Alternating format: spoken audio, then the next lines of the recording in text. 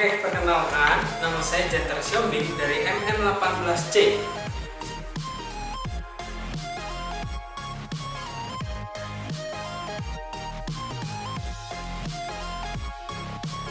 Di sini saya akan menjelaskan tentang definisi perilaku organisasi.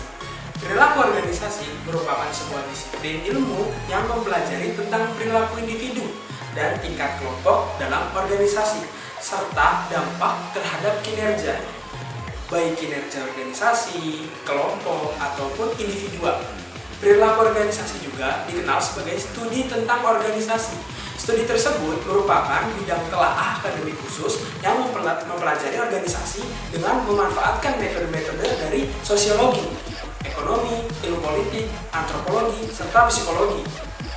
Disiplin lain yang terkait dengan ilmu pengetahuan tentang sumber daya manusia serta tentang psikologi industri. Selanjutnya ada tinjauan secara umum. Perilaku organisasi tinjauan secara umum itu maksudnya dari pengetahuan organisasi merupakan telaah terhadap pribadi serta dinamika kelompok dan konteks organisasi dan sifat organisasi itu sendiri. Setiap kali orang melakukan interaksi dalam organisasi, banyak faktor yang ikut bermain. Ilmu yang mempelajari organisasi memahami serta menyusun model-model dari faktor-faktor tersebut. Seperti halnya pada semua ilmu sosial, perilaku organisasi berusaha untuk mengontrol, menjelaskan, serta memprediksi. Tetapi, ada juga sejumlah kontroversi tentang dampak etis dari pemusatan perhatian pada perilaku kerja. Sebab itu, perilaku organisasi serta studi yang dekat, yaitu psikologi industri, terkadang dituduh sudah menjadi alat ilmiah untuk pihak yang berkuasa. Terlepas dari tuduhan itu, perilaku organisasi bisa memainkan peranan penting dalam perkembangan organisasi serta keberhasilan kerja. Untuk yang kedua, saya di sini akan menjelaskan peran dan fungsi manajemen. Secara singkat, manajemen memiliki arti mengatur. Manajemen adalah unsur yang sangat penting sebuah organisasi atau perusahaan yang akan berjalan dengan baik jika manajemen di dalamnya juga teratur dan kondusif. Manajemen memiliki arti yang luas. Untuk memahami konsep manajemen, pembahasan pengertian manajemen di sini dibagi menjadi dua, yaitu manajemen secara umum dan menurut para ahli. Yang pertama, manajemen secara umum. Mulai manajemen yang baik akan meningkatkan kualitas organisasi dalam lingkungan kerja yang positif. Oleh karenanya, manajemen tidak dapat dipisahkan dengan segala jenis organisasi dalam perusahaan. Pada dasarnya, manajemen sudah ada sejak manusia ada. Mengapa? Sebab manajemen bukan hanya mengucapkan pengertian atau mengatur organisasi atau perusahaan saja, melainkan mengatur diri sendiri dan mengatur hubungan secara dua orang juga termasuk manajemen. Sebagai contoh, kita ambil contoh peranan ibu rumah tangga. Dalam mengurus rumah tangga, ibu mengatur berbagai kebutuhan hidup keluarga, baik kebutuhan ekonomi maupun kebutuhan lainnya. Di sini, ibu sebagai seorang manajer mengatur pemasukan dan pengeluaran kebutuhan ekonomi setiap hari. Tak hanya itu, ibu juga memantau dan mengontrol anak-anak dan berbagai kebutuhan lainnya. Ibu selalu mencari cara agar kebutuhan dan keperluan rumah tangga tetap dalam kondisi stabil demi tujuan sebuah keluarga, yaitu menciptakan keluarga yang tentram dan bahagia. Dengan demikian, manajemen didefinisikan sebagai seni melakukan pekerjaan melalui orang lain.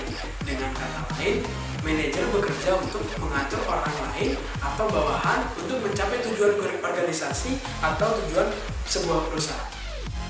Untuk pembahasan yang ketiga, saya akan menjelaskan di sini peranan manajer dalam sebuah perusahaan.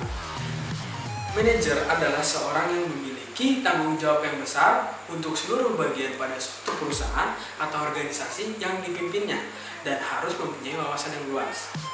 Manajer memimpin beberapa unit bidang fungsi pekerjaan yang mengepalai beberapa sektor yang dipegangnya.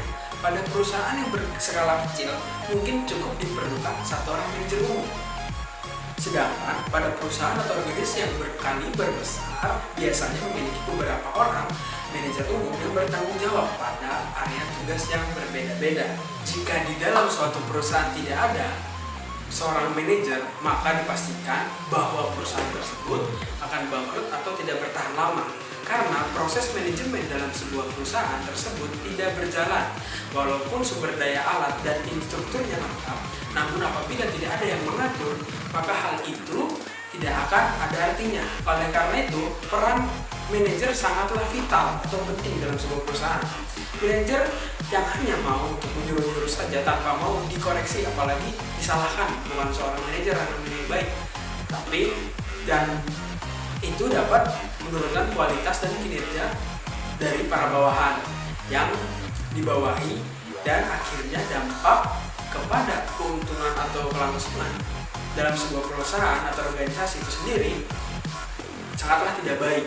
Agar perusahaan tidak menjadi korban dari hal tersebut seperti kebangkrutan, maka perlu dipilih seorang manajer yang baik yang mampu mengatasi masalah dan memiliki ciri-ciri kepemimpinan yang komunikatif. 1. Seorang manajer harus memahami identitas dan khususnya karakter dari bawahannya. Misalnya kemampuan berkomunikasi, keagresifan, dalam beratnya kadar emosi bawahannya, dan pengetahuan tentang suatu masalah. Hal ini menjadi penting karena untuk memperkecil distorsi informasi ketika manajer akan mendengarkan dan merespon usulan atau aspirasi dari bawahannya. Yang kedua, seorang manajer harus memahami apa yang disampaikan bawahannya termasuk dalam hal isi dan tujuan penyampaian aspirasi tersebut. Dengan semakin paham, maka komunikasi tersebut akan semakin lancar. Dan yang ketiga, selalu fokus dan penuh perhatian kepada karyawan yang menyampaikan pesan atau aspirasi tersebut, dan usahakan jangan memberikan kesan manajer melecehkan bawahannya.